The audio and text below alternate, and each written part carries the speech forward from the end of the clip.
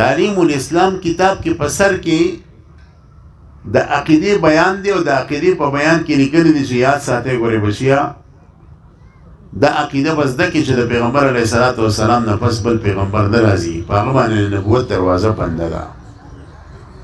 او بل پیغمبر نشي راتلی دا د ختم نبوت نه پس د نبوت دعوه کول دا هغه خلکو کړي د چې هغوی د شهرت شوقیان و بجاه پکې مسلم کذاب دا د خپلې زمانې یو غټ دروغجن او کذاب و دله د دروغجن او د کذاب دا نوم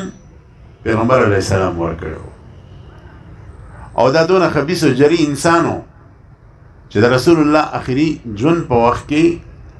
د خپل دوه نمایندګان راولېږل نو پیغمبر علیه السلام ته خط لیکلی و او خط کې لیکلی و چې من مسلم رسول الله الى محمد رسول الله نعوذ بالله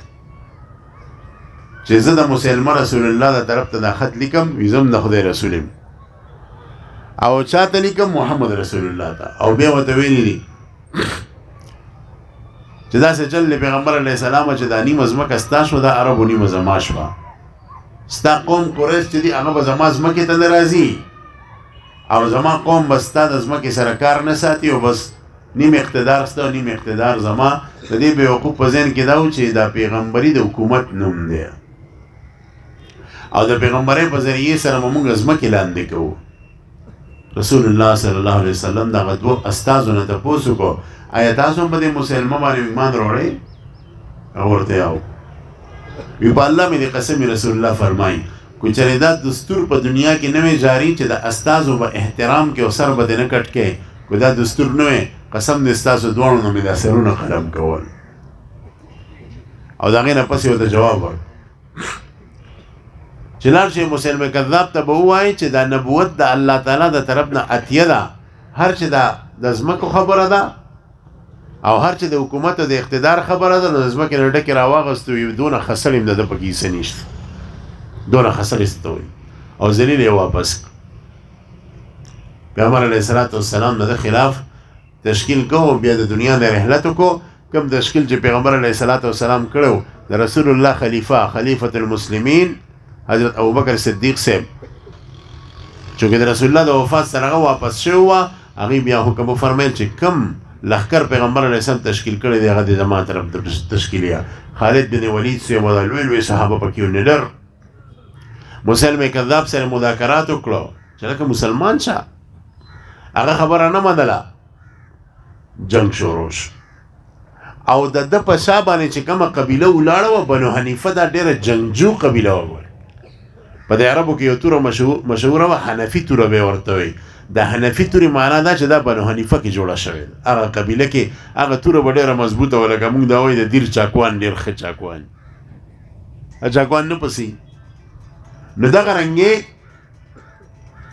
د هغو تورې مشهورې وې جنګجو خلک وو لیکن صحابه د ایمانی طاقت سره په حمله اور شو نو 38,000 کسان یې مردار کړو څونه کسان دا په خوله باندې یادېږي ګورې 38,000 کسان یې مردار کړو او په دې کې صحابه هغه صحابه شرکت وکړو چې هغه د قرآن او د سنت غټ غټ ماهرانو د قرآن حافظانو چنانچه روایت کې راځي چې 1200 صحابه پکې شهیدان شو ګورې د یو صحابي د اساس کې وینه نه د اساس کې ویني کو د تمام کائنات د اولیاء عام کس نه یادوم اولیاء صلحا راغونډ شي د یو صحابي اساس کې ویني تم نه رسي دا د موس د عقیدت او د ختم نبوت ته د هم عقیدې دپاره 1200 صحابه شهیدان شو او دا هغه صحابه وه چې اکثرو ته قرآن یاد وه نو د دې نه پس چې کله دا صحابه شهیدان شو د دې نه مخکې واقع د واقع شوي وي بیر معونه والا وغیره نه حضرت عمر صاحب ابو بکر صاحب پسې راغی چې یا خلیفۃ المسلمین و یا خلیفۃ رسول الله اے د مسلمانانو خلیفہ دا دونه صحابه شهیدان شو په سینه کې قرآن محفوظ دی نو که دا داسې صحابه شهیدان کیږي نو یره ده چې قرآن چرته ضایع نه شي نو ته قرآن ولیکه ابو بکر سے په دې خبره کې پس پیش وکړو چې یاره کوم کار پیغمبر نه دی کړی زه څنګه وکړم چې حالاتو ته وکتل مجتهد خو اجتهاد وکړو، په دغه اجتهاد کې وسره نور مجتهدین موافق حضرت عمر سے غونته هستی نور هستی. نو حضرت زید بن ثابت رضی الله تعالی عنہ بعض نور صحابه وروغتو او زید بن ثابت صاحب قرآن ولیکلو او د کم کم ځای کې چې د چا په سینه کې قرآن محفوظ و، چرته د اوسې په سرمنه باندې لیکلی وه، چرته د کجورو په پاڼو باندې لیکلی و، چرته د سنگ مرمر په تختو باندې لیکلی و، د هغې نه قرآن ولیکلو. او بیا هم دغه قرآن را روانو حضرت حفصه رضی الله تعالی عنها سره او عثمان سے په خپل دور کې د دې نه څلور پنځه یا اووه نسخې تیارې کړې او تمامې دنیا ته ولېږلې،